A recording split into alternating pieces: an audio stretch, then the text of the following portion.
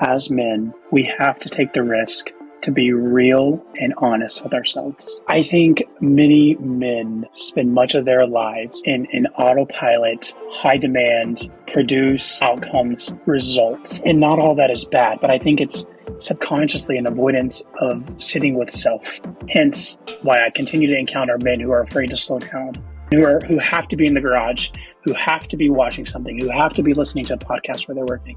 I think this work starts in terms of practical strategies. We have to slow down and be comfortable with ourselves and be honest with ourselves. I often tell many of the men I work with, if we half-ass our truth, the healing's going to be half-assed. It ain't going to be long-term or sustainable.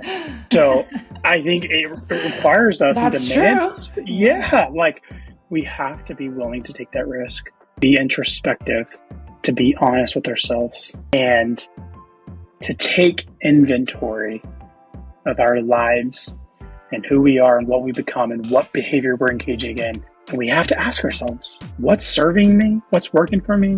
And what's no longer serving me and what's no longer working for me? As adults, we have agency and autonomy, and we get to decide what we take with us into the future and forward and what we leave behind. And so maybe we come from generations of abuse and alcoholism. I mean, I certainly come from abuse, addiction, violence, divorce. It takes one person to step outside of that and break those patterns.